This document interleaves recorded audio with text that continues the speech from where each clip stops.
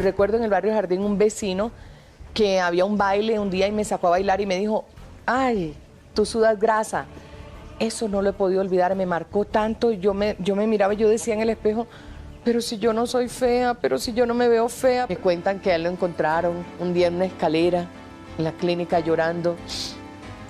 Otro día en el parqueadero de la clínica llorando, se me va la gorda, se me va la gorda. Yo le dije, ¿no te has dado cuenta, hija, que nunca te he dejado sola? Que siempre he estado contigo. Y él me dice, Fabiola, te íbamos a preparar para el jueves, pero no esperamos más. Creo que para salvar tu vida debemos entrar ya al quirófano. No le creo nada, me parece que todo es producto de su imaginación y tú tienes la culpa. ¿Cuántas veces te he dicho que no lo dejes de noticiero? La última vez que yo me sentí deseada, acariciada, tocada, fue en la hora pico cuando me monté al Transmilenio. Sería fácil pensar que su vida es el mejor de los chistes. Regáleme un autógrafo. ¿Zurdo? Que una persona así vive feliz todo el día. ¿Cómo estás? ¿Cómo te sientes? Un poco nerviosa, don Pesadilla. Anoche soñé contigo. ¿De verdad? ¿Y qué soñaste conmigo? Tuve pesadilla. ¡Azúcar! Muy bien. Pero no. Ser una de las mejores humoristas del país no la blinda contra el dolor. Sus días no han sido fáciles. Eso fue duro. Abandono, matoneo, escándalos políticos, luchas sentimentales, soledad. Y yo estaba en total indignación con la vida. La niña se mató, la niña se mató. Incluso tuve un intento de suicidio. La encontré inconsciente, ella no se movía ni nada, pero yo sí veía que estaba respirando. Problemas económicos y muchos dolores más, ha guardado celosamente y durante 52 años el corazón de Fabiola, ese mismo que sobrevivió a 4 infartos. De la risa al llanto. Son cosas que uno quisiera olvidar. 60 intensos minutos en los que más que reír van a conocer la dura realidad que ha golpeado a esta Samaria, que hoy se considera una sobreviviente del dolor. Tengo cosas que me causan tristeza y que no hacen que mi felicidad sea completa.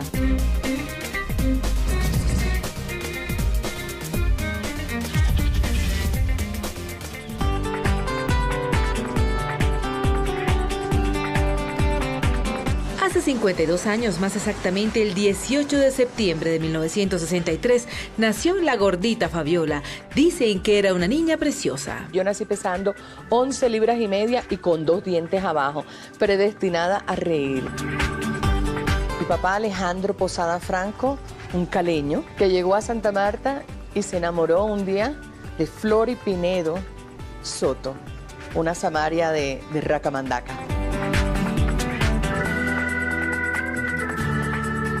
Fabiolita siempre se caracterizó por su gran sentido del humor y por tener una personalidad arrolladora. Da la vuelta, por favor. Vean esta cola de caballo que tiene. La de arriba, Checo, la de arriba. Sin embargo, su peso le causó algunas decepciones durante su adolescencia. Infortunadamente, el estigma del 90-60-90, que muy pocas personas tienen, pesa y bastante. Recuerdo en el barrio Jardín un vecino que había un baile un día y me sacó a bailar y me dijo, ay, tú sudas grasa. Eso no lo he podido olvidar, me marcó tanto. Yo me miraba y yo decía en el espejo, pero si yo no soy fea, pero si yo no me veo fea, pero si yo me arreglo bien. Fabiola sabe que por tener kilos de más, en un país como Colombia hay que pagar un precio muy alto. No conseguía ropa para mi talla y me tocaba vestirme como una señora, queriéndome poner yo los chores, las camisas de cuadro, lo que estaba de moda. Tanque guerra, me gritaban, tanque guerra. A los 15 yo pesaba unos 90 kilos, bien gordo, o sea, lo que estoy pesando ahora.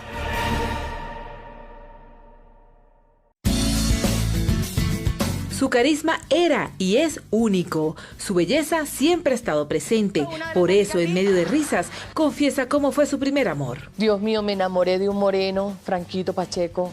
Lo amé, ese primer amor. Yo enloquecí por ese hombre y todo. Y me hacían oposición porque mami, que en paz descanse, era racista. Entonces, para que yo me olvidara de mi negro, me mandaron a los Estados Unidos.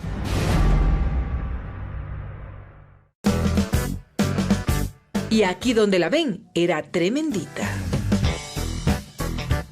A mí mi madre me iba a sacar de un teatro que había en el Rodadero que se llamaba el Teatro Tayrona, y yo me iba por allá con todos los enamorados a chupar trompa. Y cuando yo venía y sentía, era mi mamá, ¡a la casa! Yo, ay, Dios mío, mi mamá me pilló, me sacaba de las discotecas, todo. A los 16 años se gradúa del colegio y era hora de empezar a buscar una carrera profesional. Así que en 1981, la gorda Fabiola empaca maletas rumbo a Bogotá. Vine a estudiar carrera a Bogotá, comunicación social y periodismo en el Externado de Colombia, después de guerrearla con mi madre, porque mi madre quería una hija abogada y la otra médica, y adivina quién iba a ser la médica. Tamaña sorpresita, la que se llevan los padres de Fabiola, cuando se enteran de que su niña, la que mandaron a estudiar a la capital, se les casó a escondidas. Mi papá es muy conservador y decía, tiene que acabar primero la carrera. ¿Cómo así que no, señora? Yo la mandé fue a estudiar, no a conseguir marido, no sé qué, no sé cuántas. Le dije, no, hay oposición del lado de mi casa, no me dejan casarme contigo, tal. Y nos casamos escondidas.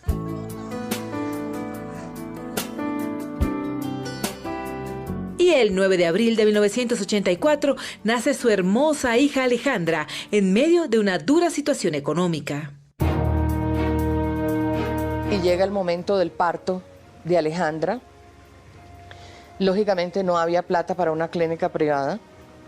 Entonces yo fui y la tuve en una clínica llamada San Pedro Claver en ese entonces. Yo fui la primera que la cargó. Y también fui la primera que le produjo una herida, porque Alejandra nació con las uñas largotas y yo me puse a cortárselas y no tenía ni 10 horas de nacida y ya le había abierto heridas en todos los deditos. Ay, pobrecita. Dicen que cada hijo trae su pan bajo el brazo y Alejandra no fue la excepción. Teníamos una sección que se llamaba Los Majitos. Entonces los Majitos era un almacén de telas. Entonces en uno de los libretos necesitaron una gordita, entonces en esa época estábamos en la 19 con cuarta, entonces yo me fui por ahí por la 19 con cuarta buscando a ver. Él me dice, mi nombre es Gonzalo Acosta, yo soy productor de Sábado Felices y estoy buscando una gordita así como usted, ¿no? Para un chistecito de los Majitos, ¿será que usted me lo puede hacer? Realmente lo que iba a hacer era muy sencillo, un papel de extra. El Majito Mocho Sánchez me decía, mamacita linda, hermosa, mujer tan primorosa, tan divina, no sé qué, nunca he visto una mujer más bella. Y yo recibo un paquete lleno de telas y salgo muerta de la risa. Eso era todo lo que yo tenía que hacer. Entonces el Mocho le dice Colavisa, ¿y tú por qué le das un piropo a esa gorda tan fea? Dice, porque cada vez que yo le doy un piropo ella entra y se compra 7 metros de tela para un vestido. Claro, la primera vez que se vio en televisión fue impactante para ella. Una cantidad de sentimientos encontrados, miedo, alegría, satisfacción, todo. O me pagan el doble o me les empeloto. Don Alfonso Lizarazo creó un programa que se llamaba ¿Cuál es su cuento? Y le gustó mucho la cara de la gordita y la actitud de la gordita, y entonces la puso ahí de cortinilla para el cabezote del programa. Entonces ella aparecía ahí diciendo, ajá, ¿cuál es tu cuento? Por ahí entonces empezó a hacer pequeños papelitos. Yo me acuerdo que a Fabiola la subían a buscar porque vivíamos en el mismo edificio donde quedaba Estudios Gravi. Y mi papá les tiraba la puerta en la cara. No, señor, mis hijas no son faranduleras. Cuando tenía ganas de ver a mi mamá, me bajaban. Para mí era lo mejor estar en el estudio. Yo amé ese Estudio Gravi. Lo amé con toda mi alma y me trae muchos recuerdos divinos. Y a medida que su carrera profesional iba creciendo y creciendo, su vida sentimental se iba apagando. Así es la vida, hay desequilibrios. Lograr el equilibrio perfecto en la vida del ser humano debe ser grandioso, Diva. Y digo debe ser porque aún no lo he logrado. Están conociendo la vida de la gorda Fabiola Posada. Esto está bueno, pero se va a poner mejor, porque al regresar hablará de las decepciones que trae el amor, de su divorcio, de la bulimia. Incluso tuve un intento de suicidio. De los problemas de su corazón, los líos políticos. Decía, no me están creyendo y yo me sentía sola en el mundo. Muchas lágrimas avecinan. Eso fue como la etapa oscura de la familia. Y ustedes no se las pueden perder. Ya regresamos a Se Dice de Mí.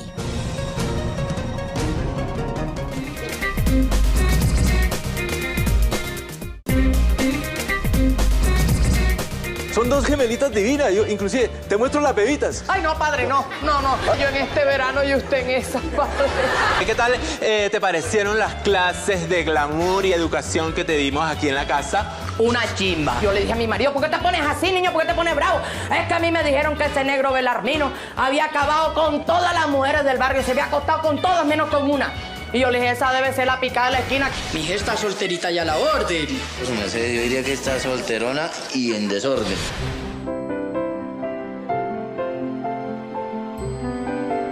Están viendo en Se Dice de Mí hoy a la gorda Fabiola Posada, quien está mostrando a Colombia que su vida no es un chiste y que detrás de esa gordita de la televisión hay una mujer que sufre, que llora. A veces no quisiera hablar de esto porque no quiero, herir a nadie, ni siquiera a mis hijos. Que fracasa, se levanta, que ama intensamente. No, claro que primero dijo, estoy embarazada. Eso ojalá hubiera dicho, me voy a casar. Digo, estoy embarazada. Y que al final siempre sale triunfante. Con todo y eso, yo creo que tengo una personalidad tan fuerte que eso en mí no hizo tanta mella. Fabiola ya nos habló de sus primeros amores y del nacimiento de su hija Alejandra. Su carrera como humorista en el programa Sábados Felices iba en ascenso, pero su vida sentimental no tanto. Sin embargo, la cigüeña la vuelve a visitar el día 28 de mayo de 1989. Nace su hijo adorado, Juan Sebastián. Para entonces, pues ya yo trabajaba en Sábados Felices, fui y me inscribí en la clínica David Restrepo para tener a mi hijo allá en una habitación. Yo misma la llené de flores y nace mi Borolitas, Juan Sebastián. Sí, ya era hora de tomar las riendas de su vida y dejar atrás a aquel hombre que según ella ya no le convenía y le estaba haciendo más mal que bien. El matrimonio es para toda la vida, pero yo me sentía como mujer absolutamente muerta. Tuve toda la noche para verlo dormir al lado mío, para tratar de acercarme a ver si sentía algo. Yo me cercioré de que ya mis sentimientos de mujer a hombre con él habían terminado, que ya no había nada. Y ahí se complicó más la vida para la gordita. Su hija Alejandra, que para ese entonces ya tenía 13 años, y el pequeño Juan Sebastián 9, se negaron a aceptar la separación. Pero Alejandra sí entró en una etapa de rebeldía porque Alejandra ama tremendamente a su papá. Y no me entendía Alejandra, nena, es que ya no puedo más, nena, es que lo he intentado, nena. Es que nada, Alejandra comienza a hacerme cualquier cantidad de manifestaciones de rebeldía y a decirme, a tratarme mal a mí como madre, ¿no? Al poco tiempo, su hija Alejandra, su adoración, comienza a dar tristes señales de estar enferma. En silencio, la hermosa niña consentía una enfermedad que lograría desestabilizar a la familia. La relación con su mamá en ese momento era un desastre. Ella ya estaba próxima a graduarse de bachiller y todas comenzaron a decir que estamos gordas para graduarnos, que estamos no sé qué, que estamos no sé cuántas. Era gordita. Entonces, y de un momento a otro empezó a adelgazar y yo dije, anda, el ejercicio sí sirve. Una niña tuvo el comentario de que había visto una película donde una chica comía lo que quería, vomitaba y nunca engordaba. Y comenzaron todas a esta práctica peligrosa de comer y vomitar.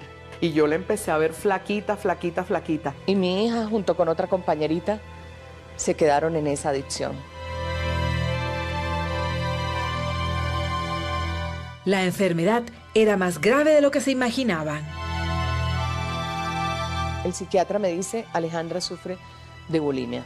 Yo pesaba casi los 90. Llegué a pesar 30 y pico, 32, 33. ¿Qué es eso, doctor? ¿Qué es eso? Fabiola no sabía qué hacer. Estaba desesperada. La vida de su hija se le escapaba de las manos. Otro tratamiento allá, otro allá.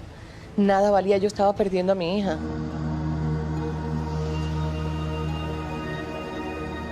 Eso fue horrible para la gorda Fabiola. La mujer encargada de hacer reír a los colombianos enfrentaba un terrible dolor familiar. Mauricio me llamó angustiado, la niña se mató, la niña se mató. Y yo bajé corriendo al apartamento y la encontré inconsciente, ella no se movía ni nada, pero yo sí veía que estaba respirando. Llamé corriendo la ambulancia. Ella se tomó todas las pastillas que encontró en el botiquín en su desespero porque estaba atrapada. Estaba atrapada en su enfermedad, en todo, y no podía controlarlo. Para mí fue muy duro. Yo me recuerdo llorando todo el tiempo. Cuando yo llego de trabajar, encuentro una ambulancia y dije, esa ambulancia, y los porteros no me dicen que era para mí, pero yo la cara de ellos me lo dijo todo. Y dije, ¿qué pasó? En mi casa, yo era eterna, que llegara el ascensor para llegar al apartamento y encontré a mi hija con las pupilas dilatadas y todo. Yo, Alejandra, Alejandra, Alejandra. Pero para mí fue una etapa muy difícil, fue un momento que me marcó a mí realmente como persona.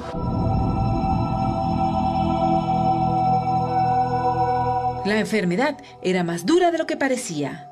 En la bulimia se pierde las menstruaciones, hay ausencia total de menstruaciones, se cambia el genio, se cambia la textura de la piel, el pelo se cae, los dientes se aflojan.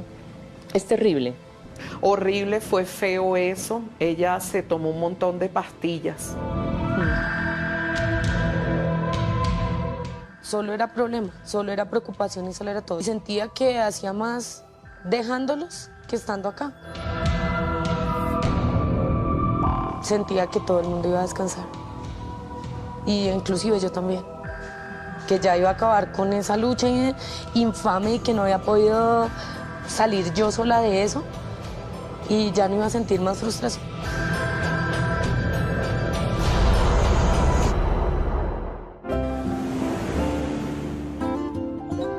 La vida le da una segunda oportunidad a Alejandra, quien comienza a recuperarse en Santa Marta. En el hotel y no sé qué, y de pronto me dice, tía, tengo una bola acá. Entonces yo empecé a tocarle y claro que se le sentía la bola. Y entonces cuando yo regresé a Bogotá le dije, Fabiola, me preocupa Alejandra, tiene una bola. Y la llevó al médico. Bueno, estos son los resultados. La bola era un bebé. Entonces pues no nos habíamos dado cuenta y Alejandra estaba embarazada. Sentí que esa tenía que ser mi motivación para vivir, mis ganas de salir adelante. Ya me dijeron de una vez con la primera ecografía que era un niño, que tenía pelito, que ya tenía uñitas, que tenía todo. Y yo dije, por Dios, le he negado un montón a este niño. Yo tenía que aprender a comer. Había olvidado cuál era una ración normal, había olvidado qué era lo normal que comía una persona, o sea, había olvidado todo. Fabiola se sentía sola, no sabía qué hacer, cómo actuar, cómo pensar, a quién acudir. Y yo estaba en total indignación con la vida, con todo. Y entonces pasa un día completo y Alejandra se acerca a mí y me dice de rodillas, mamá, ayúdame. No me dejes sola. Realmente quería salir de eso, pero no podía. Yo le dije, ¿no te has dado cuenta, hija, que nunca te he dejado sola? Que siempre he estado contigo. Desde ese día nos volvimos inseparables. Ese tipo de inconvenientes nos hacen más fuerte como familia y nos unieron muchísimo más como familia. Su nieto Samuelito nació un 7 de enero y de manera paralela en Sábados Felices, un joven humorista llamado Nelson Polanía se abría espacio en el corazón de los colombianos. Yo le casco al que quiero y cogí un tipo y... ¡Pa! ¡Ay, ¿por qué me pegas si yo este no lo conozco? Dice, para que me vaya conociendo, papá. Aparentemente era uno más, como esos que pasan cada 8 días por el programa.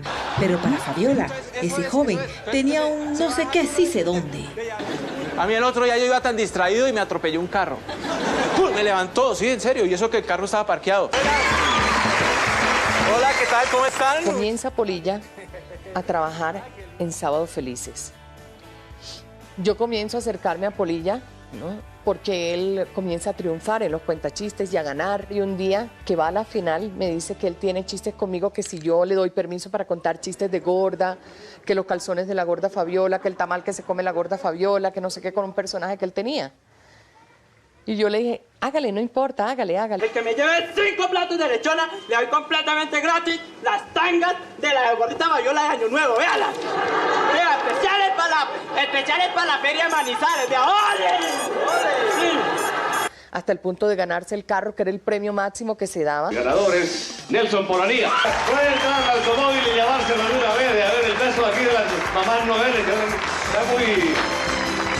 Entonces me invita a salir y me dice que va a celebrar con su novia. ¿Novia? Nelson Polanía, Polilla, ¿tenía novia? Yo le digo que yo no salgo a ninguna parte porque yo tengo mis hijos y que cuando yo acabo de grabar yo corro para mi casa con mis hijos. Nos volvimos los mejores amigos del mundo.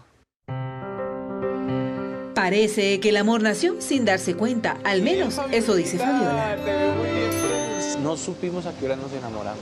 Quizá ya estábamos enamorados, pero no nos habíamos dado cuenta. El amor con la gorda empieza hacia el año 97, cuando nos conocimos. A mí me gusta así, gordita, mi amor. Además, pues meterte plata a ti es como meterle plata a un Renault 4, mi amor.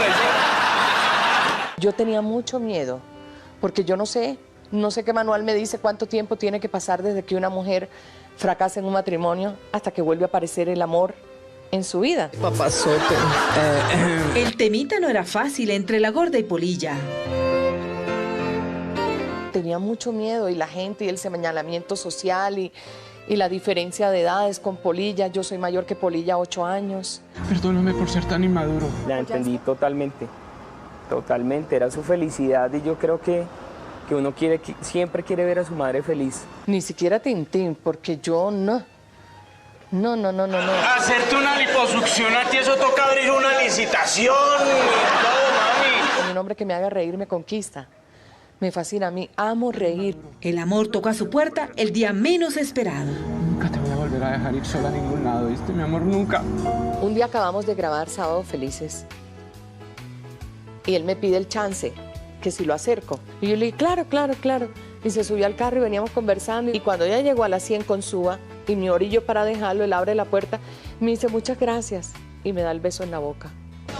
Yo nunca me le declaré a la gorda, simplemente le di un beso. Virgen Santísima, me sentía la mujer más impura de este mundo. Fue una cosa como al revés, pero que ha ido madurando, porque las relaciones maduran.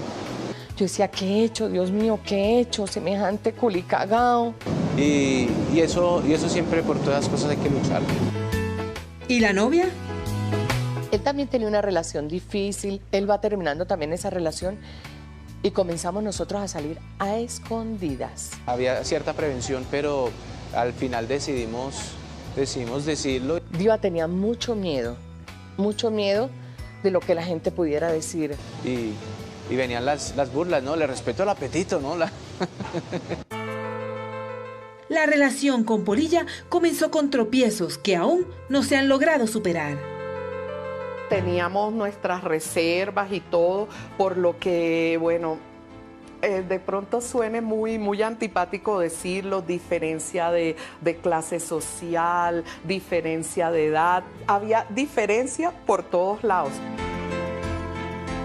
Polilla, cansado de los inconvenientes con esta relación, decide ponerle punto final, pero... Llevaba muchos días sin yo poderlo ver. Cualquier día aparece. Me dijo, yo también quiero hablar contigo. Yo he decidido volver con mi antigua novia. ¡Ay! ¡Qué golpe! Yo quería decirte que yo estoy esperando un bebé, pero no te preocupes, yo salgo adelante con 3 hijos. Chao. ¿Y qué será, niño o niña? Yo no sé, pero si es niño ya yo le tengo el nombre. Se va a llamar Caín. No. Si es niño se llama James. La pareja se reconcilió, pero el embarazo fue declarado de alto riesgo. No era para menos. Fabiola en ese entonces pesaba 147 kilos. Y a los 6 meses y medio tuve que someterme a una cirugía cesárea para sacar el bebé. Era un bebé macrosómico. El niño pesó 4 kilos y midió 51 centímetros. Y a casa llegó el bebé.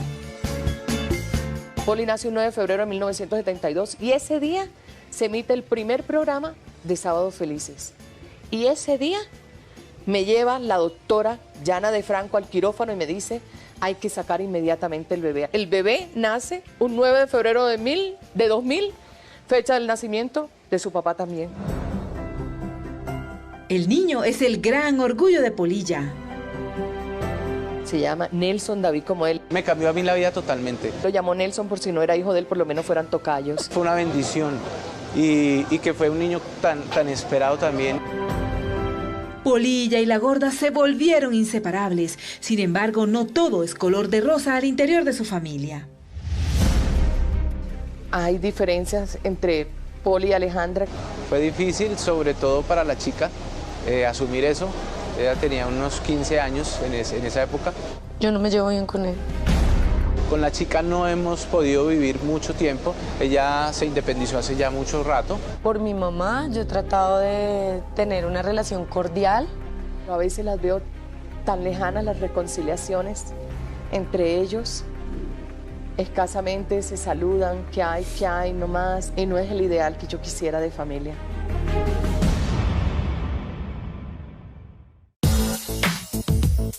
Con su vida, Fabiola ha hecho lo que ha querido. En medio de risas, sí. Recuerda cómo fue su desnudo para la revista Soho. Las primeras veces, ya cuando Polilla y yo nos organizamos, apague la luz. Apague la luz. Yo no, nada delante de él, apague la luz. Cuando viene Daniel Samper Ospina y dice que va a hacer la edición 100 de Soho y que va a parodiar los cuadros de los famosos, lógicamente, ninguna otra persona podía ser el botero más que yo. Entonces me llama y me hace la propuesta y yo digo, sí, chévere, de una. Y le voy y le digo a Polilla y Polilla me dice, nunca. Nunca, pero Poli, mira, eso es artístico, yo no. Mira el cuadro que yo voy a hacer, mujer leyenda, boca abajo, apenas muestro la colirriqui, ¿no? Llegó el día y le dije, bueno, ya hoy tengo que dar la respuesta definitiva porque ya la foto sería mañana. Entonces me dijo, bueno, está bien, pero con una condición. Dígale a Daniel Samper Ospina que yo la dejo a usted empelotar, pero si su papá, Daniel Samper Luchano, me le pone el autógrafo a todos mis libros. ¡Me vendió por un autógrafo!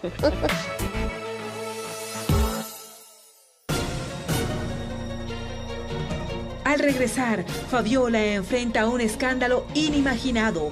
Lo sufrí tanto. Decide apostarle a la política y termina vinculada en una investigación por la supuesta compra de votos para favorecer a un grupo de vendedores ambulantes. Yo me sentía sola en el mundo.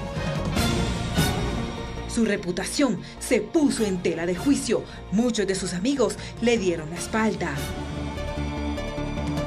Además, nos contará qué ocurrió realmente con los 4 infartos que estuvieron a punto de acabar con su vida. Yo sabía que yo me estaba muriendo. Están viendo en Se Dice de Mí, la vida secreta de Fabiola la Gorda Posada. Ya regresamos.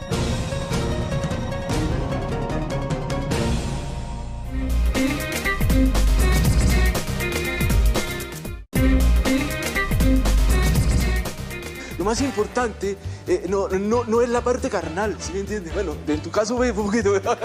Mamá, estoy cansada, que en el colegio me dicen peluda. Y ella dijo, ¡ah! ¡El perro me está hablando! No, gorda, es que vos con un pañal quedarías como, no sé, como un tamal en un plato dulcero, más o menos, ¿sí me entendés? Nena linda, ¿y tú qué? ¿Estás buscando algo a tu medida? Ay, sí, a la medida de tus posibilidades, cariño, que son 0, porque yo no creo que tengas ni para comprarte un par de medias. ¡Te oí! Y vamos jalándole al vestido. Entramos a la recta final en la vida de Fabiola Posada, la querida humorista de Sábados Felices, quien hoy le da la cara al país para contar la verdad sobre su vida. Esta vez, Fabiola dirá por qué, cuando fue concejala en Bogotá, terminó vinculada en una supuesta compra de votos para favorecer a un grupo de vendedores ambulantes. Para ese entonces, ella lideraba la vicepresidencia de la Comisión de Gobierno. El alcalde era Antanas Mocus en ese entonces. Y yo acogí el código de policía, la iniciativa tal y como la había presentado el alcalde Antanas Mocus. Pero al parecer, los vendedores ambulantes comenzaron a negociar por otra parte, ¿no? El quitar ese articulito que los perjudicaba. Y ahí se arma un escándalo tan grande donde sin saberlo yo, el nombre mío resulta mencionado. Le tengo dolor de alma, tengo indignación. Fabiola recuerda aquel episodio con tristeza y decepción. No había tenido nada que ver en eso. Yo decía, no me están creyendo, y yo me sentía sola en el mundo, sola, y lloré, hasta que pasadas 2 semanas hubo claridad, pero ya no hubo rectificación ni corrección, ¿no?, frente al nombre de la gorda a través de los medios de comunicación. La gorda asegura que con ella se cometió una injusticia. Yo soy de esas personas todavía ingenuas que creen la gente, yo creía en todos y a todos los veía maravillosos y todos para mí tenían algo de lo que yo podía aprender. Y aprendí que la política tiene gente muy buena, pero tiene su gente. Pa'l 28, pa'l 28. En medio de su carrera política, la explosiva pareja decide llegar al altar el día 11 de mayo de 2001. Me habían invitado a un programa de Univisión en Estados Unidos con Marta Susana llamada Gordas, Bellas y Famosas. Y obviamente dije, yo tengo la más divina y la más amorosa y la más famosa, es gordita, es perfecta para este programa, yo aporto la cuota colombiana. Entonces Diana me dijo, ¿con quién vienes? Y yo le dije, con mi novio y con mi bebé. Y ella mandó todo y resulta que la embajada norteamericana le negó la visa al bebé porque Polilla y yo no éramos casados. ¿Cómo así que este Polilla no se ha casado? ¿Ustedes cuántos van a durar de novios? Bueno, en fin. Le di su lora correspondiente. Y yo no sé qué le dijo Diana Montoya, por eso yo le digo madrina. Le canté la tabla y le dije, a ver, Polilla, ¿usted es que va a ser novio eterno o qué? ¿Cómo así que usted lleva tantos años con la gordita, semejante mujer tan divina? ¿Para cuándo va a dejar pues esa vuelta? Y va saliendo Polilla en pleno programa dentro de tantos millones de latinos que ven eso y me dice, gorda, yo quiero que apenas lleguemos a Colombia nos casemos. ¡Oh! Lloré. Fue muy lindo porque además ellos me dicen madrina los dos. Lo primero que hice fue irme a la notaría antes de que se arrepintiera. Colgué todos los edictos que había que colgar. Nos casamos en la notaría de Suba, en jeans y blusas blancas. Y hemos renovado votos en algunas partes, en la iglesia de San Pedro en Roma, en Estambul, en Las Vegas nos casamos, una locura. Bien, gracias. El 31 de diciembre del año 2003, la gordita tomó una drástica decisión, cerrar el capítulo de la política y, según ella, volver a sonreírle a la vida. Entrego yo mi cargo de concejal de Bogotá y en ese momento me subo en una mesa en el club donde estábamos pasando el 31 y grité feliz año porque volví a ser una mujer libre. Caracol Televisión me vuelve a abrir las puertas de Sábados Felices. Reinicio en el 2004 nuevamente. Su carrera de humorista continuó. Yo me imagino lo que están pensando. ¿Y Polilla cómo hará? Yo pesaba 137 kilos. Un día un tipo me dijo, medio borracho en un aeropuerto, ¿cómo es tener una relación sexual con una persona gorda? Y yo lo vi a él, que era también gordo, le dije, vaya, pregúntele a su mujer. Fabiola sintió que era el momento de un cambio, de pensar más en su salud. Su familia la necesitaba y es ahí cuando decide adelgazar.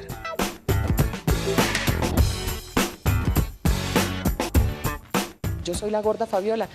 Doctor, por favor, ayúdeme. Entonces diseñó el tamaño del estómago como el tamaño de una naranja, no una naranja litro, como dice Polilla, de una naranja, para que el diámetro del estómago me diera la masa corporal. Y así quedé yo de 90 kilos. ¡Oh, súper! Hoy tengo un jueguito que va de los 90 a los 87, de los 90 a los 87, de los 90 a los 87, depende. ¿Verdad que vales lo que pesas en oro, güey? La gordita seguía trabajando en Sábados Felices, pero quería una nueva meta, llegar a la pantalla gigante con su propia comedia. Pero el último día de rodaje... Estábamos en San Francisco, en California, en los Estados Unidos, rodando nuestra primera película y había una escena donde Polilla y yo caminábamos corriendo en la arena, como esas escenas típicas románticas que se encuentra la pareja, se abraza, se besa y cae al piso. Comencé yo a correr y a sentir que el aire me faltaba y a sentir una opresión tremenda en el pecho y dolor y que no entraba aire. Sin embargo, yo no corté.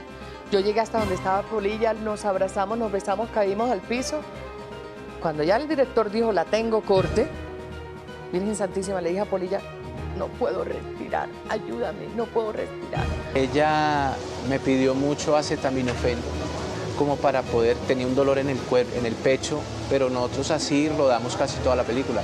Yo nunca había sentido una cuestión así. El corazón latía como miles de caballos, pero en una arritmia total.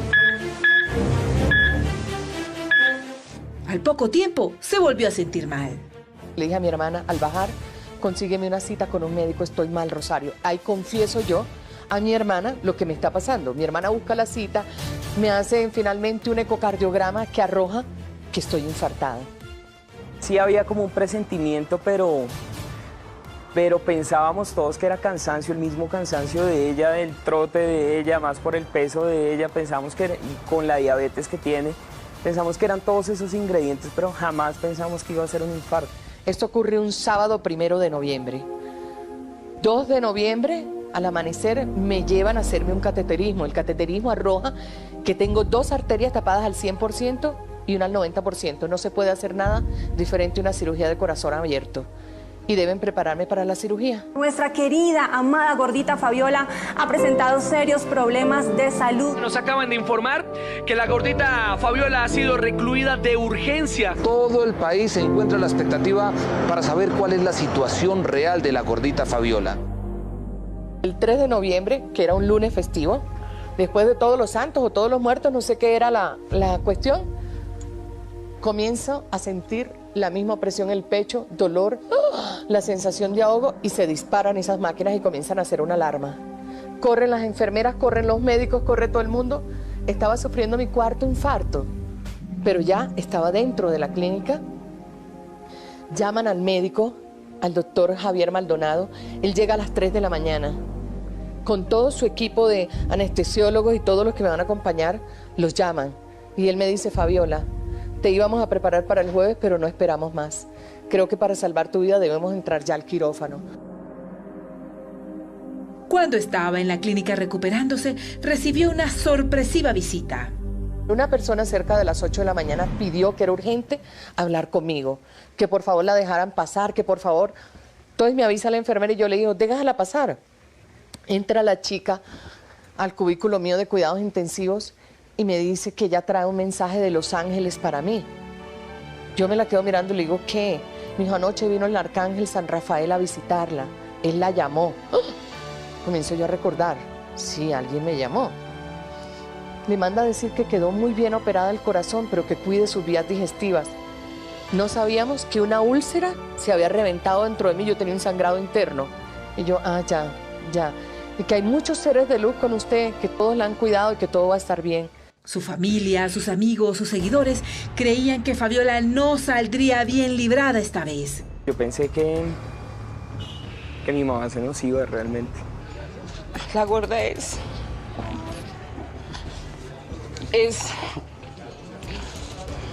el motor del elenco y sufrimos todos. Yo sentí que se iba.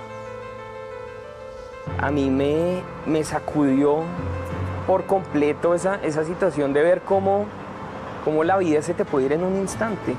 Dicen que Polilla estaba destrozado. Me cuentan que a él lo encontraron un día en una escalera, en la clínica llorando. Otro día en el parqueadero de la clínica llorando, se me va la gorda, se me va la gorda. Cuando llamamos a Alejandra, la hija, y nos dio un parte de tranquilidad, no, mi mamá está en la clínica, mire, y nos mandó una foto chistosa, ella con un platón ahí en la cabeza, no sé qué. Pero descansamos, pero casi nos morimos. Todos que se murió la gorda, no, yo alcanzaba a colocar también. No hablen mentiras, fue que de pronto alguien chistoso empieza a colocar, lamentamos que la gorda murió, que no, la gorda no ha muerto. Entonces cada uno del elenco era aclarando por ti, de no ha muerto, ella está bien, está en cuidado intensivo, recemos, oremos. Y afortunadamente es lo que le digo, todo eso sirvió. Cuando ya despierto después de la cirugía a la 1 de la tarde, está todo el elenco de Sábado Felices rodeándome. Y yo estoy como un zombie, pero los escucho. Quise darle fuerzas a mi mamá de maneras absurdas.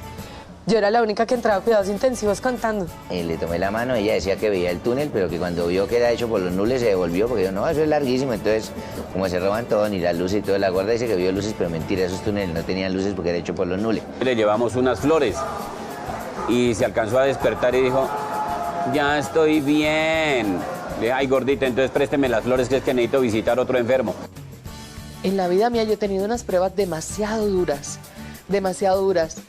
pero todas con final feliz, salvo cosas que no he podido reparar, como regresar a mi papá y a mi mamá. Pero allá me están esperando algún día en la parcela del cielo, donde todos nos vamos a reunir.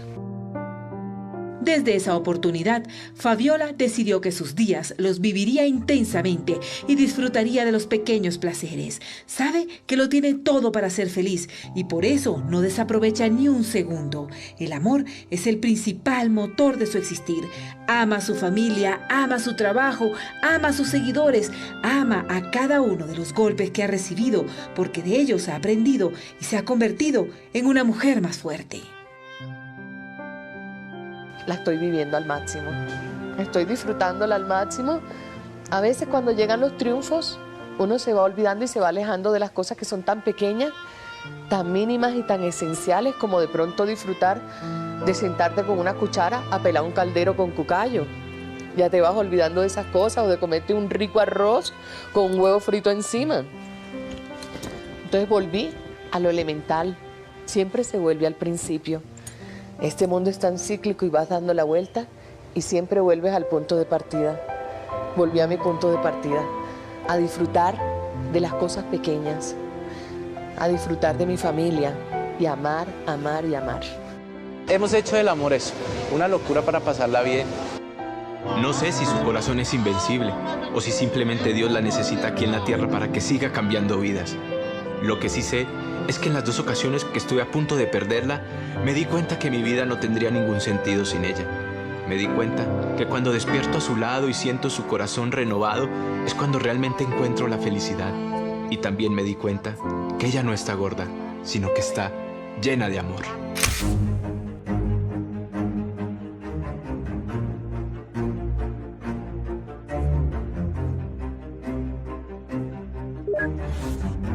Hola, ¿qué tal? Mi nombre es Gustavo Villanueva, más conocido como Triquitraque, y hoy les voy a contar mi verdadera historia, aquí en Se Dice de Mí. Si usted cree que es mentira, mi amor, se lo juro por todos los espíritus que trabajan conmigo. Y si es mentira, que baje un espíritu y me haga gritar, para que vea, mi amor. Yo le garantizo...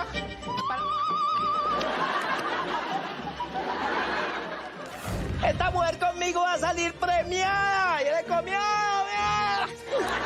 Yo quiero que con ella y las hermanas nunca hayan disputas. Bueno, y el eco contestaba, ¿no? Sí.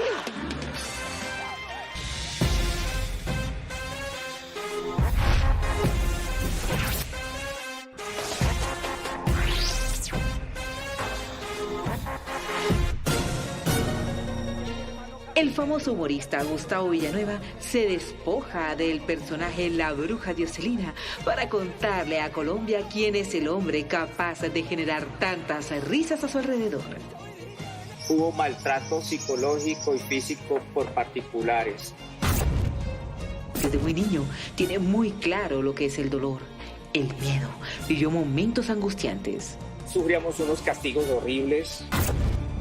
Pocos saben que la bruja Dioselina es mucho más que un divertido personaje de Sábados Felices. Daba unas doctrinas que supuestamente eran en nombre de Dios, pero era peor que el diablo.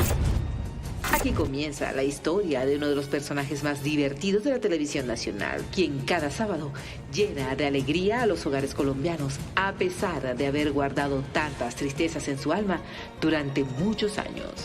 Llegaron, ay, pendeja. Traía las nalgas dormidas. Yo ay, con razón, yo la escuché roncar, mi amor.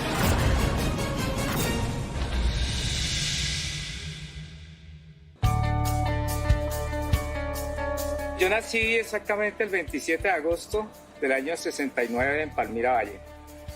En los documentos aparece el 25 de agosto, pero fue un error de registraduría, de notaría. Bueno, cuando yo nací, habían nacido ya 2 hermanas. Mi hermana Magnolia, Jacqueline, y yo fui el tercero, fui el primer varón de la familia, y parece que nací en el lugar equivocado porque nací en un matriarcado, donde mi mamá era madre soltera con 5 hijos. Yo tengo recuerdos de mi padre muy vagos. Eventualmente yo creo que lo llegué a ver aproximadamente 4 veces. Siempre me pasé la vida buscándolo. La verdad, pues no mucho. Yo no lo recuerdo mucho porque casi no lo vimos. La verdad, él no vivió con nosotros. de pronto de visita, pero no es mucho lo que recuerdo de él. Haberlo visto, no sé, 2, 3 veces, pero no más.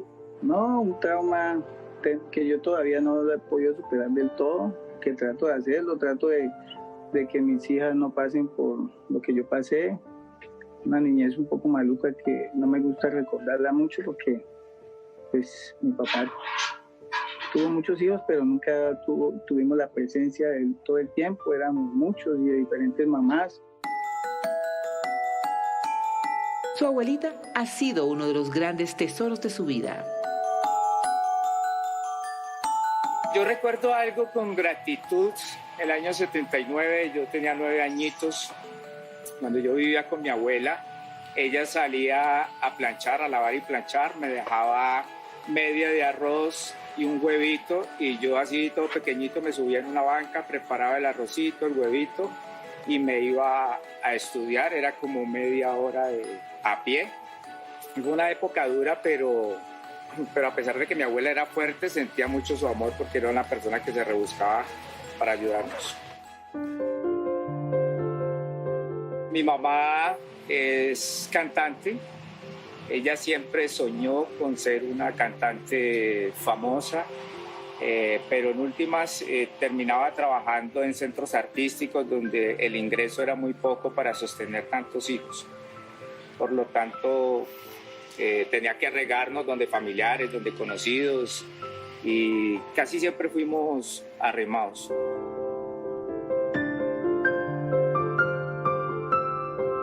Fue muy difícil, la niñez de nosotros fue muy difícil, porque sí carecíamos de muchas cosas. Pero bueno, gracias a Dios salimos adelante todos. Era muy incómodo esa sensación tan humillante de decirle a uno, párese de ahí que se van a sentar ellos, o él es el hijo de fulana, saber que si yo estaba en una casa ajena tenía que desempeñar unos trabajos bastante fuertes para poder tener derecho a una comida, a ir a estudiar.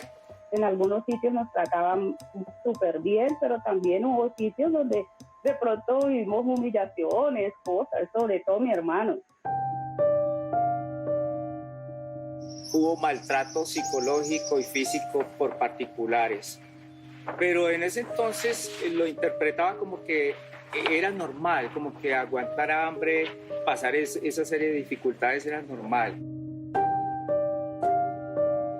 Nosotros estuvimos allí en un inquilinato, yo tenía en el año 80, donde una señora que se llamaba Dioselina era bruja literalmente.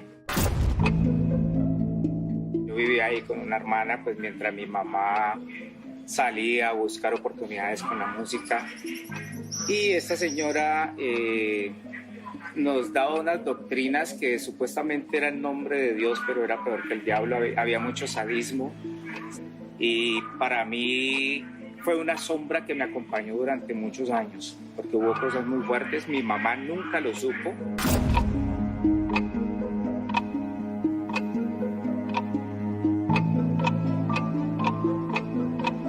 La señora Dioselina era una persona muy convincente. Mi mamá le daba mucho poder a lo que ella decía. Nosotros, por obvias razones, también éramos muy chicos.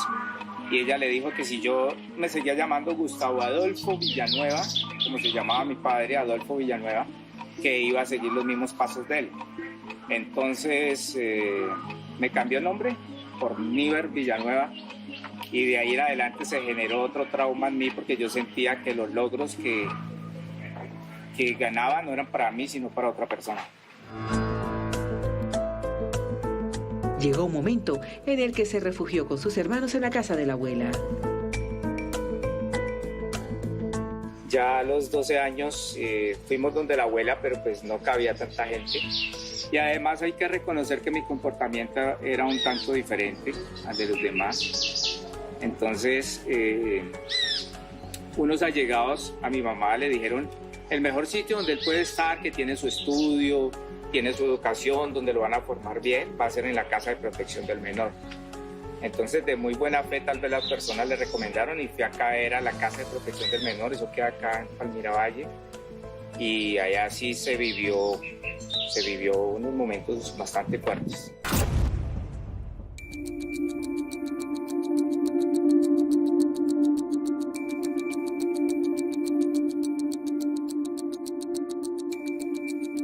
Eso era regido por policías. Ellos tenían unos paradigmas carcelarios. El policía nos ponía a pelear, hacía un ruedo. Si alguien estaba alegando con otro, hacía un ruedo y nos ponía a pelear hasta que el otro ya quedaba en el piso sin poderse mover casi. Yo tuve la oportunidad de librar varias peleas. Para mí él se convierte en un modelo a seguir para muchos jóvenes, ¿no? Que de pronto están combatiendo contra todos estos síntomas, contra el bullying, contra el maltrato, contra todas estas situaciones emocionales.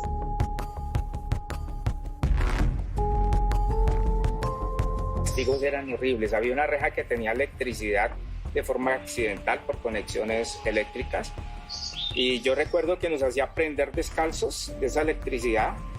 Y era una vaina brutal porque el sacudón era fuerte. Yo recuerdo a mis amiguitos, a mis compañeros formados, y mientras el policía miraba para otro lado, yo hacía así.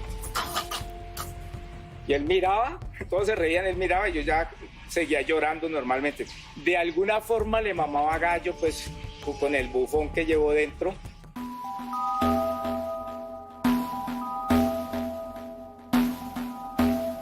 Castigos como la cabeza en el piso, los pies arriba, las manos arriba hasta que los ojos se hinchaban, darle vuelta toda la noche, cada hora, como a 1 hectárea. Recuerdo cada hora, ya a las 3 de la mañana uno le cogía el sueño y lo despertaba un bolillazo en las piernas. Fue algo muy fuerte. Hubo mucho maltrato, parece que maltrato físico y psicológico. Entonces para él es muy duro inclusive recordar eso que vivía allá. Nunca tragué entero y en alguna ocasión me prendí fuego en la cabeza. O sea, era una forma como de hacerme ver, como mostrar que era capaz de hacer muchas cosas que no iban a pasar por encima de mí, y me prendí fuego.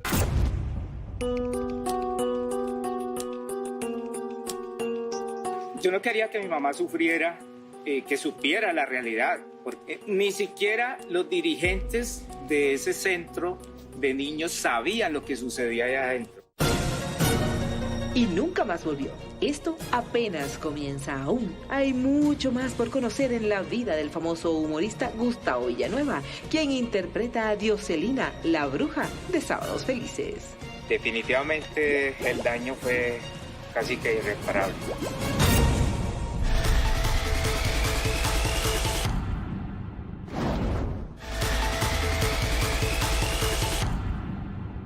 Lo veo como más carillenito. No, es que está en boca abajo. Continuamos en Se dice de mí con la vida de Gustavo Villanueva, el famoso humorista de Sábados Felices, quien está narrando su sorprendente historia de vida. Llegó a la mayoría de edad y decidió buscar un nuevo camino para andar. Ya había conocido al primer amor de mi vida y conocía de un señor que se llamaba José León Botina, que tocaba piano, tocaba acordeón, hacía malabares, hacía magia, animaba fiestas infantiles. Era un genio, era un artista integral. Yo creo que para Triqui, para Gustavo, fue significativo conocer a mi papá, porque mi papá era un hombre visionario y él veía un talento especial en alguien y disfrutaba de ese talento como si fuera de él. Y él empezó a decirme que yo era un genio, que no me sintiera mal porque era diferente, que empezara a buscar gente que era diferente. Empezó a nombrarme a Michael Jackson, a Leonardo da Vinci, a gente que también había tenido bipolaridad. Mi papá le decía Triqui desde el principio y después se lo empezó a llevar a las presentaciones de payaso y era como su asistente. Después ya mi papá por cosas de salud no podía ir, entonces lo que hacía era mandarlo a él y confiaba siempre plenamente, no solamente en él como persona, sino en su talento. José León Botina, el papá de Adriana Botina, él me llevó a una fiesta infantil y él vio que yo era todo flaco, todo desgarbado y me dijo triquitraque. A mí me sonó eso como feo. Pero ya cuando fui a participar en Sábados Felices, Se filtró allá no sé cómo y ya J. Mario me decía triqui-traque. Triqui era muy flaco, o sea, era, como se dice, tenía más carne en la pata de una moto. Y Triqui pues, era muy delgado y entonces Botina, pues al verlo de que como hacía como triqui-traque los huesos, entonces por eso le colocó el apodo. Él me motivó muchísimo, me dijo, tú puedes ser uno de los mejores comediantes que ha tenido este país. Y a veces íbamos caminando en la calle y él frenaba en seco y yo inconscientemente me frenaba y no lo tocaba. Él me decía, usted tiene muy buenas habilidades, métase a estudiar artes escénicas. Él y una psicóloga me decían, hágale. Después de un tiempo, Triqui decidió estudiar artes escénicas y eso fue algo que mi papá le admiró mucho y dijo, este muchacho va por cosas grandes. Entonces él me abrió esa perspectiva para soñar de que en realidad podía llegar a ser un gran humorista. Hoy mira hacia atrás y entiende por qué su alma albergaba tantos miedos e inseguridades. Es muy difícil de aceptar que uno tiene un problema en la cabeza. Ser llamado el loco, saber que en la infancia te dicen vos no vas a servir para nada. Es muy difícil aceptar eso. Yo decía, no, todo el mundo está equivocado, yo estoy súper bien, pero pues los estados de ánimo me mostraban algo diferente.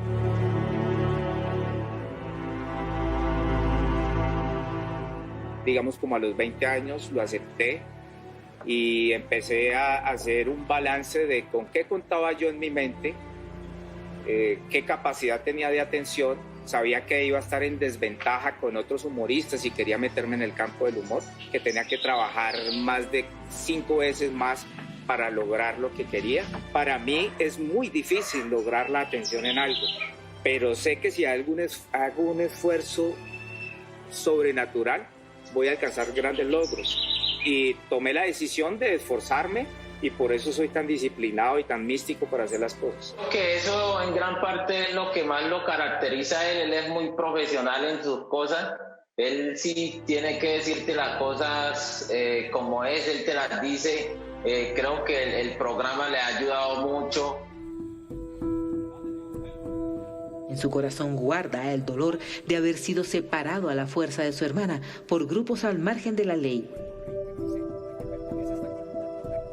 Fue algo muy duro, muy frustrante ver a mi mamá consumirse día tras día, encendiendo una vela con la ilusión de que apareciera. Yo sufría demasiado también porque yo quería mucho a mi hermana y me di a la tarea de buscarla también. Pasaron más de 10 años. Yo ya me metí en el mundo del humor. A cualquier región que iba preguntaba por ella, pero en alguna ocasión me dijeron que a ella la habían matado. Ya habían pasado casi como 19 años, casi 20. Y mi hermano le decía a mi mamá, ya no más, ella ya no está aquí con nosotros. Si ella estuviera viva, ya hubiera aparecido, ya lo hubiéramos encontrado. Y mi mamá guardaba la ilusión. Ella decía que ella en su corazoncito ya sentía que su hija estaba viva. Y se dio el milagro en el año 2005.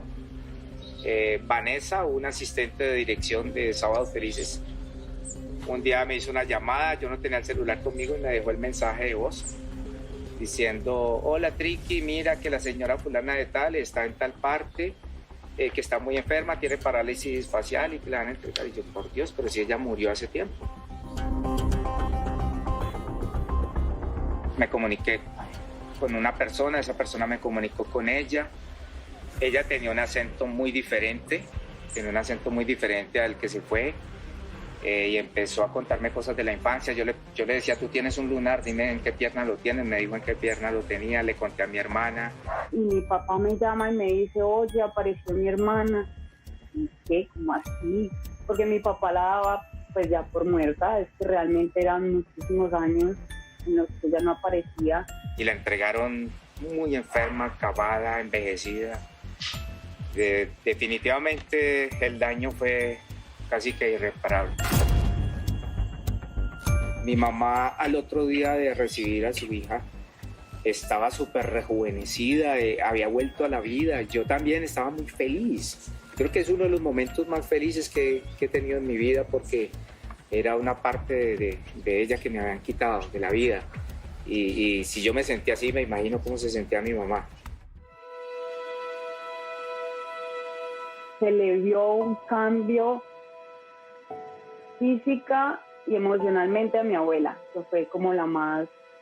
Obviamente a todos nos emocionó mucho, a mí porque tenía muchas ganas de conocerla, porque sabía que mi prima iba a ser muy feliz de volver a ver a su mamá, pero mi abuela y mis tíos fue algo demasiado emocionante realmente.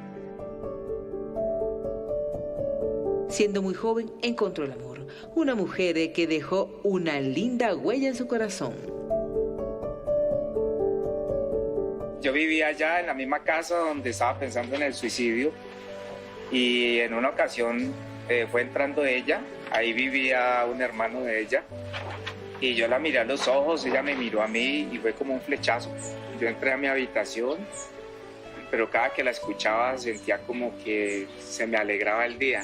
Unos años después se dieron las cosas y definitivamente fue una mujer que me marcó muchísimo para bien. Me llenó de fe. Mi mamá, recuerdo que me contaba que le tenía mucha rabia porque era muy cansón y siempre la jodía y pasaba y le decía, tú vas a ser mía, tú vas a ser mi esposa, tú vas a estar a mi lado. Y ella siempre le decía, ay, parece bobo, ¿no? Y le cogía como esa rabiecita hasta que un día tomaron la decisión y ella le aceptó una invitación y ya de ahí surgió, aquí estoy. Surgió una relación demasiado bonita. El matrimonio se acabó porque yo manejaba unos paradigmas muy diferentes a los de ella. Ella pensaba en un hogar, en su familia, en tener ese nidito, y yo pensaba en viajar, en alcanzar logros, en alcanzar el éxito, en ser un artista de la televisión, en estar aquí, en estar allá. Entonces estábamos vibrando de una forma diferente. Entonces hubo una ruptura y pasó algo milagroso. Cuando yo estaba con ella, yo compré otro libro que se llama Piense y hágase rico. Y ahí empecé a programar y a visualizarme en el futuro. Y yo visualicé que para el 2003, entre los proyectos, yo dibujaba el público de Sábados Felices, dibujaba a don Alfonso Lizarazo, las cámaras, y también escribí, para esta época ya tengo el hijo varón. Resulta que nos separamos, o sea, ya era imposible tener un hijo con ella. Y como por cosas del destino nos volvimos a encontrar sin tener ninguna relación, pasó algo y ella quedó en embarazo. El niño nace en el 2003 y yo me vine a dar cuenta muchos años acá cuando encuentro el papel y leo que eso estaba programado dentro de los proyectos que yo había hecho. Fue algo mágico también. Ahorita ellos están separados, pero somos un gran equipo. Somos un gran equipo. Mi mamá es quien está detrás de los vestuarios y de todo, de la bruja Dioselina. Y realmente nunca nos hemos separado, hemos estado juntos hasta el momento. No, la relación de ellos es de admirar. Ellos son como parceros, son amigos, se apoyan. De hecho fue algo muy lindo porque desde niño, o sea, así hubiesen estado divorciados, yo los vi a los dos mientras yo crecía. Ya regresamos a Se dice de mí, el programa que muestra la vida de las celebridades sin máscaras. Cuando estuve al punto del suicidio, una de las cosas que más me atormentaban era imágenes de ese pasado con la bruja Dioselina real.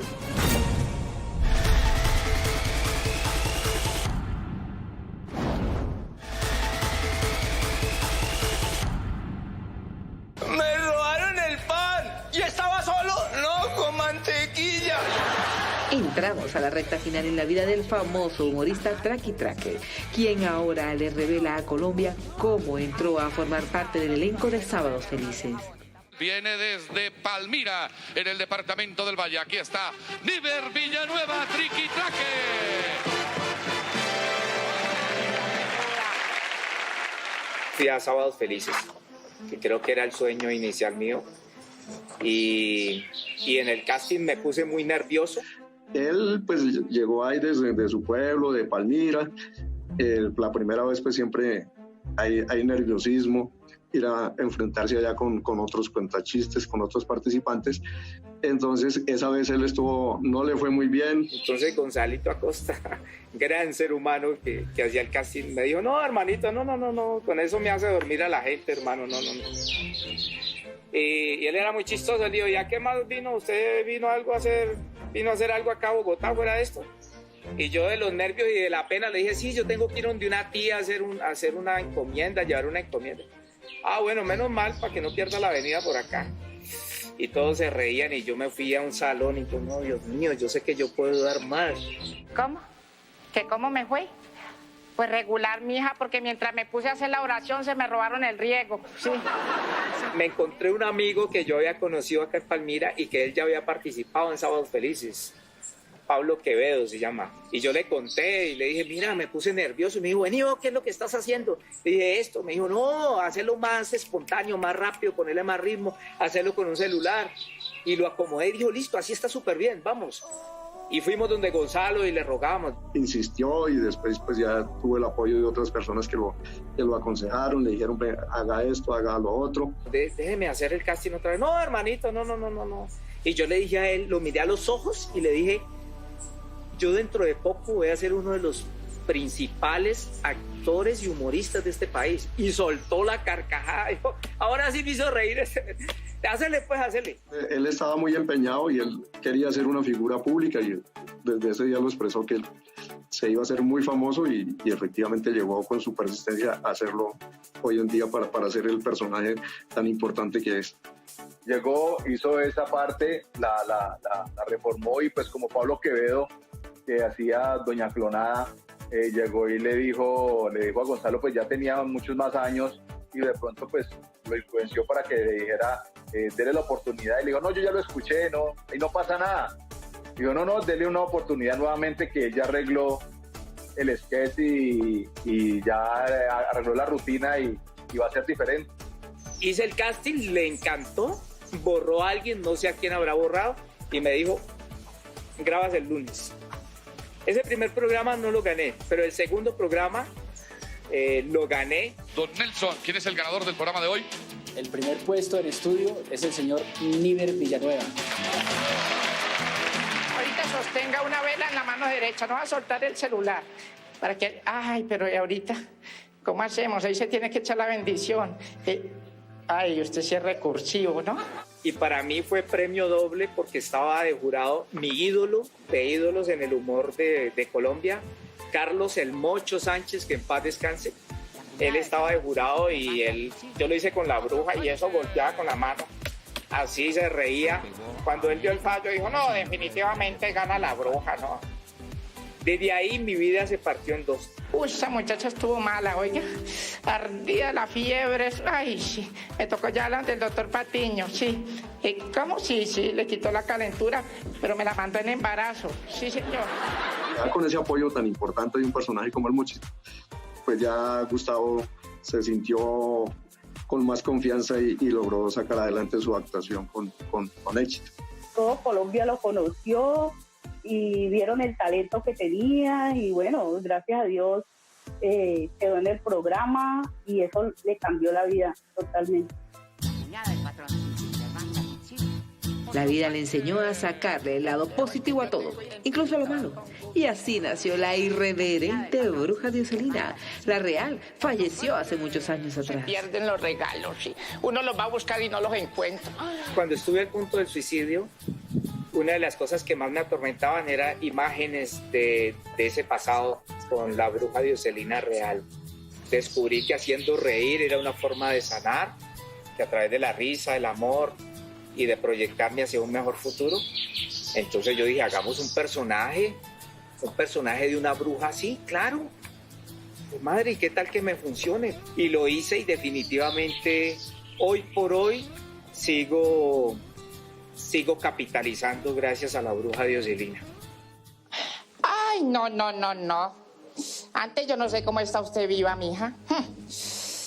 él construye sus personajes como, digamos, fortalezas que lo protegen del ataque del entorno, ¿no? Entonces, al hacer reír, él como que se defendía de las agresiones. Antes de que me agredan, los hago reír y me protejo. La bruja Dioselina es un personaje que fue muy importante en la vida de Triqui Traque, en su vida personal. Tuvo mucha influencia de pronto negativa en él. Él, como para quitarse ese karma de encima, decidió crear su bruja. Entonces él llegó allá con su bruja. Yo creo que uno a la vida tiene que sonreírle, uno tiene que reírse de la vida. Y de pronto esa persona, pues, o sea, influyó mucho en Triqui en esa parte de recuerdos malos, pero él le pudo dar la vuelta. Ese personaje de la bruja Dioselina, que fue real y de la cual él sufrió mucho, por eso le sacó provecho y hoy en día nos hace reír a toda Colombia y a todo el mundo con un gran personaje que lo hizo sufrir, pero que hoy nos hace llenar de mucha felicidad. Es un personaje que nace de una invención y una creatividad única como la que tiene él y que nos alegra a todos los colombianos. A lo largo de su vida ha enfrentado duras situaciones económicas y anímicas. Varias veces se ha desestabilizado. Yo tuve una muy fuerte en el 2011, primero. Estuve en una clínica de Cali. Fue una crisis demasiado fuerte, no solo depresiva, sino con ataques de ansiedad. A tal punto que le dije a mi hija que no, que ya renunciaba a la televisión. Cuando yo tenía 18 años, recuerdo que él tuvo una crisis tan fuerte que duró cerca de un mes en la clínica. Y ahí fue donde yo tomé la decisión de hacerme cargo a todas sus cosas, a sus negocios, a ser su apoyo incondicional, a estar ahí dándole el amor y la motivación que necesita en estos momentos cuando presenta esas crisis.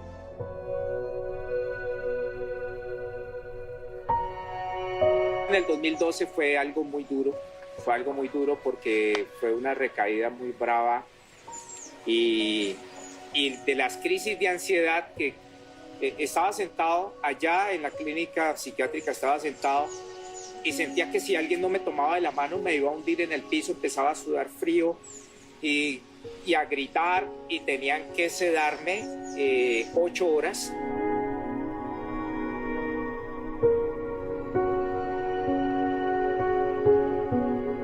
Fue muy fuerte, algo que recuerdo no con alegría, sino con mucha tristeza, ver a tu maestro ahí en un rincón, llorando, debilitado y tratando de luchar por salir adelante.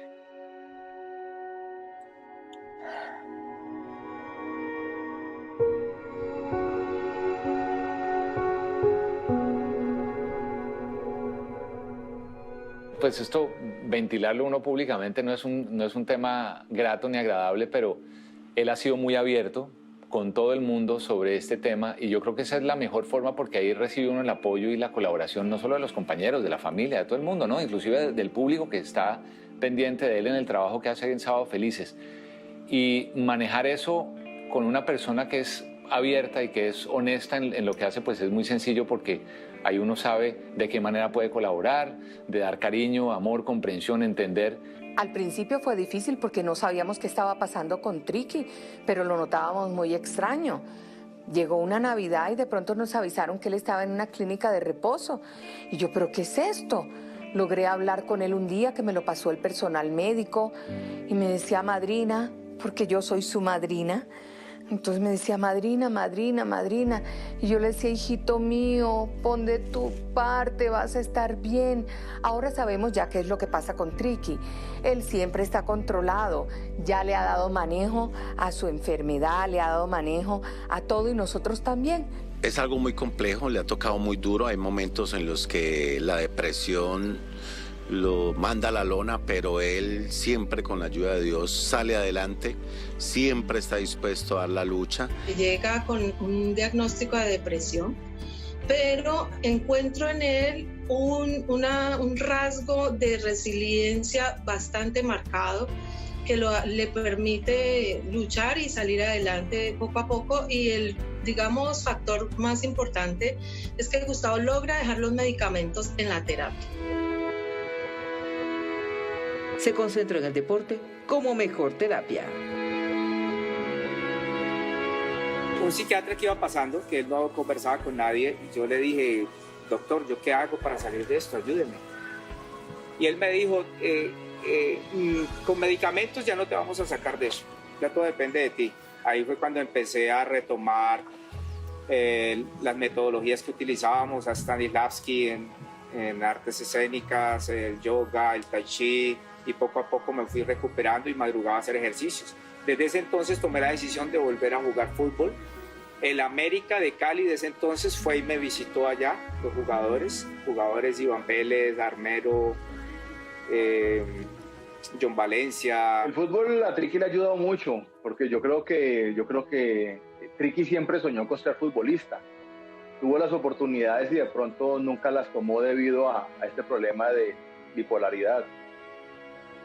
Y ahorita de pronto lo hace a manera de más recreativa, y pues se ha podido codear pues con futbolistas que han sido pues de bastante renombre en el fútbol colombiano, y ahorita de pronto puede cumplir su sueño. Este deporte le ayuda a canalizar muchísima energía, aparte que tiene un gran talento para el fútbol.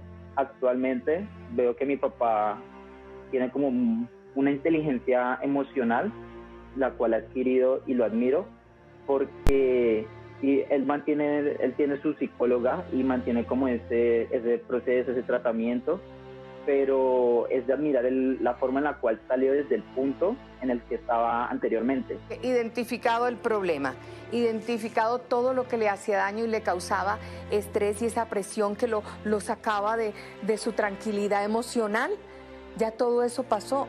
Triqui está muy bien, en estos momentos está divina y absolutamente bien, para gloria de todos nosotros. Controla muy bien su situación, controla muy bien sus episodios, y la verdad es tan juicioso en su trabajo y tan dedicado y tan profesional que pues es fácil de manejar, ¿no? Yo, una persona con unas ganas enormes de querer seguir haciendo cine, de querer seguir haciendo teatro, porque es que para nadie es un secreto que Gustavo, mi Triqui, es uno de los más grandes cómicos y humoristas que tiene este país. Es una persona que tiene una inteligencia financiera única, es una persona que piensa en su futuro, muy responsable, y pues lo veo muy bien, muy estable emocionalmente, laboralmente, y muy emocionado con lo que está haciendo, muy emocionado con su familia y con el trabajo también.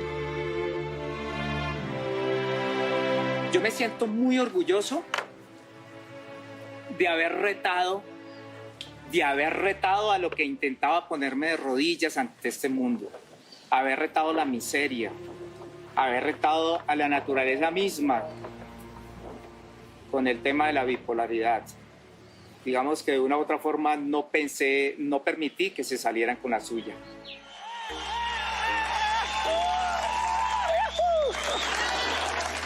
Gracias. Sí, una persona de admirar mucho. De hecho, para mí es una persona muy culto. Ha sabido salir adelante. Mi papá es un claro ejemplo de lo que puede ser la superación o como tú dices, salir de estas crisis, no solo las emocionales, sino también las económicas. Mi papá se ha dedicado a estudiar y a conseguir esas herramientas, las cuales lo hacen una persona íntegra y lista para llegar. Hoy es el día en que llega una crisis y mi papá se siente y dice, ok, tenemos esto y esto, tenemos que hacer esto para no irnos a mal. Triqui como amigo es increíble, como compañero es increíble, y uno saber que una persona que ha pasado por situaciones difíciles tiene esa, no solo resiliencia, como decía al principio, sino tiene esas ganas de salir adelante, de colaborar y hacer el trabajo de otros a través de su trabajo mejor, pues yo creo que es el mejor ejemplo de amistad, de respeto a la profesión. Ay, amiga. Su carrera artística está llena de éxitos. Es una de las estrellas de Sábados Felices y también ha trabajado en cine. Hasta el momento he logrado hacer 5 películas. He participado en El Coco 1, El Coco 2, El Coco 3, Operación Piroberta, donde interpreté 2 personajes, y la película que más quiero, que es La Candidata, Solo nos salva la bruja, que es una película de un corte social que nos deja un mensaje muy bonito. Primero que todo nos muestra todos los paradigmas de corrupción que han corroído a nuestra sociedad y en especial a la clase política, pero también nos muestra en el discurso final que todos tenemos cierto grado de responsabilidad. Amo esa película, La Candidata. En el cine le ha ido muy bien, pues con el personaje de la bruja de Jocelina, chévere con las películas que ha hecho, pues El Coco, Operación Piroberta y también con La Candidata. Esas 3 producciones que ha hecho me han parecido geniales, muy chévere, y tiene cuerda para rato, Triqui. Él tiene esa capacidad de hacer las cosas de una buena manera, de una manera obviamente profesional. Él es muy profesional en lo que hace, él ha participado en varias películas y no solo con el personaje de la bruja Jocelina, sino que también lo ha hecho con el personaje de Alvareto. Tuve la oportunidad de compartir con él en la película El Coco, 3 películas llevamos y eso ha sido una experiencia muy linda porque es un personaje que no se queda ahí, es un personaje que crece y es lindo ver que cuando los personajes cómicos también tienen evoluciones y eso lo hace, el único que lo va a hacer es Triqui. Vamos a empezar bien, estamos aquí con esto que se llama... No, esto se llama tabaco. Se está preparando como conferencista. Definitivamente tiene un enorme testimonio para dar. Bueno, verdad, el tema que voy a hablar es bastante triste, aunque parezca... Bueno, ahorita he hecho un alto en el camino en el tema del cine, porque me estoy capacitando con los coaches para otro tipo de emprendimiento, que va a ir paralelo a lo que hacemos con el humor, pero que va a ir enfocado hacia la realización y sobre todo hacia la sanación del ser humano. Él es una persona que se está preparando constantemente, es una persona que estudia cerca de 8 horas al día y se lee como mínimo un libro a la semana. Y a raíz de todo lo que ha vivido en la vida, ha tenido muchas enseñanzas, ha tenido muchos golpes, ha tenido muchas decepciones. En la parte empresarial ha tenido muchas pérdidas, pero aún así me ha enseñado que la resiliencia, el perdonar y el querer ayudar siempre está por encima de cualquier cosa. Entonces creo que tiene como esa habilidad de mostrarle a las personas que realmente los sueños sí se pueden hacer realidad. Es un ejemplo de superación y lucha. Sus compañeros lo quieren, lo valoran y lo respetan por el gran profesional que es. Y su familia está muy orgullosa por el buen ser humano en el que se convirtió. Me da mucha alegría verlo triunfar. Lo quiero mucho y es un gran humorista. Verte convertido en un empresario, en un humorista, conocidísimo en Colombia y fuera de Colombia, te felicito. Nos sentimos muy orgullosos de ti. Dios me lo bendiga y que ojalá haya la bruja Triqui para mucho rato, porque de verdad sos el mejor. Un abrazo, viejo Triqui, te quiero mucho. Mucha larga vida y mucha felicidad. Te quiero. Besos, abrazos. Te amo mucho, te quiero demasiado. Recuerdo ese momento cuando hice el casting y me dijiste, préstame el sacapuntas, era de lápiz. Y yo dije, pero ¿cómo me lo vas a devolver? Yo te lo voy a devolver, no ahora, sino cuando regreses, porque lo hiciste también, que vas a ser mi compañera, vamos a ser amigos, y tú todo lo hiciste bueno. Hay momentos que yo recuerdo con tanta emotividad y tanto cariño, te llevo en el alma, por siempre y para siempre, mi Triqui. Que la vida nos siga riendo a nosotros también, para nosotros poder seguir en esta lucha de seguir haciendo reír al país. Un abrazo, hermano, usted sabe.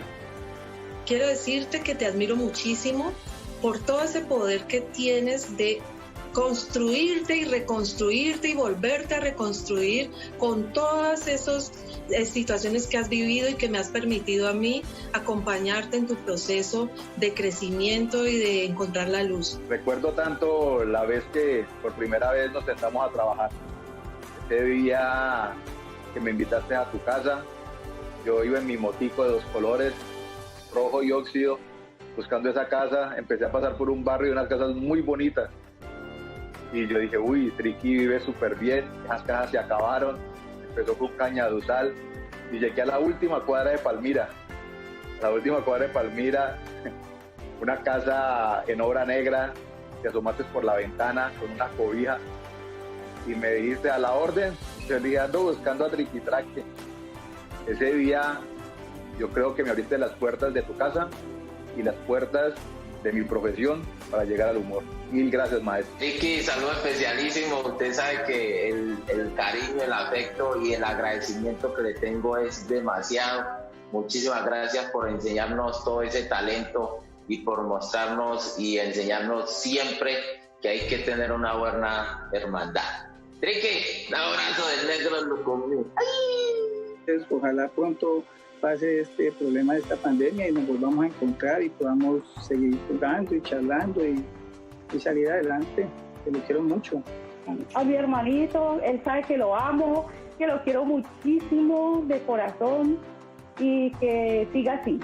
Te admiro mucho, te amo y siempre espero caminar a tu lado y en algún futuro muy pronto seguir con grandes proyectos juntos como el padre, el hijo y los compañeros que somos. Te amo mucho, pa. Sabes que eres el amor de mi vida y que nada, somos muy buenos amigos, vamos a luchar juntos por los sueños que vienen, por los proyectos grandes que tienes y espero que Dios te bendiga hoy y siempre. Te amo. Que la vida nos pone retos, en esta vida nadie nos regala nada, que todos tenemos un don o algunos dones que Dios nos ha brindado, que debemos descubrirlos. En el caso mío descubrí que podía sanar a través del humor y de enfocarme hacia la prosperidad, hacia ese reto, pero teniendo como base no solo ese propósito, sino una escala de valores como la disciplina, la integridad, que es la que me brinda la seguridad que voy de la mano de Dios, y mucha resiliencia. Resiliencia es la capacidad de caerse y levantarse, sin importar las veces que sea. Y que me sigan acompañando en ese programa que se llama Sábados Felices.